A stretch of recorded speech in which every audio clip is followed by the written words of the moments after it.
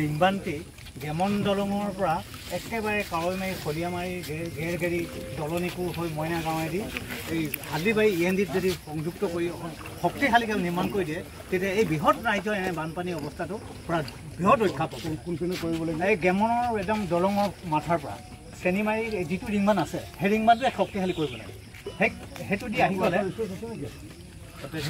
সেইটো ফালৰ পৰা এনেকৈ গৈ আছে ছাৰ, গৈ একদম দলনিকুৰ খলিয়ামাৰী এনেকৈ গৈ ঘেৰঘেৰি পৰা গৈ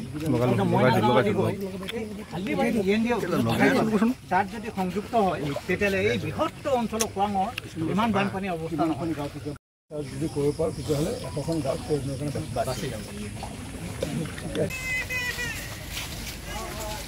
প্ৰায় 4-5 দিন ধৰি পেলাই মই ডিব্ৰুগড় তিনিচুকীয়া জিলাতে বিভিন্ন ঠাইত পৰিভ্ৰমণ কৰি আছোঁ। যোৱাকালিও হাতী বুলি যি তিনিচুকীয়াত আছিলে যুদ্ধকালীন গতিৰে ৰাইজ আৰু বিভাগৰ মানুহে তাত কাম কাজ কৰি আছে আৰু হাতীখুলিটো যদি এইবাৰ যদি কোনো কাৰণ যদি বাচি যায় তেতিয়াহ'লে আগন্তুক দিনত নিশ্চিত ওপৰত তাত বোল্ডাৰ স্পাৰে হওক বা জিঅ'বেগেৰে কাম কৰা হ'ব।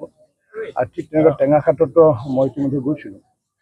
এইটো পইণ্টত মই আজি আহিছোঁ আমাৰ তপন গগৈ ডাঙৰীয়াৰ লগত। মই ভাবোঁ যে যিহেতু মুখ্যমন্ত্ৰী ডাঙৰীয়া আহি আছে, যিহেতু আমাৰ যিমানবোৰ ব্ৰিজ হৈছে পানী শুকোৱাৰ লগে লগে এই ব্ৰিজবোৰৰ কাম কৰিব পৰা যাব। আৰু ইতিমধ্যে মুখ্যমন্ত্ৰী ডাঙৰীয়াই ব্ৰিজ নিৰ্মাণকে আদি কৰি বা আমাৰ সাহায্য প্ৰদানকে আদি কৰি তৎকালীন গতিৰে আমাৰ তিনিচুকীয়া জিলা ডিব্ৰুগড় জিলাই যি হাৰত কাম কৰি আছে।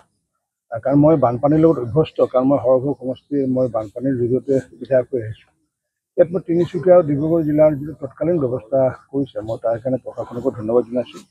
আৰু ৰাইজৰ সমান্তৰালভাৱে যি সহায় সহযোগ কৰিছে প্ৰশাসনৰ লগত, যাৰ কাৰণে আমি নিয়ন্ত্ৰণত আনিবলৈ সক্ষম হৈছোঁ। এতিয়া যিহেতু বৰষুণৰ যিহেতু কমি গ'ল বা অতিবৃষ্টি হোৱাৰ কাৰণে আচলতে দিহিং নৈৰ পৰা এইটো দুঠাইত ব্ৰিজ হৈছিলে।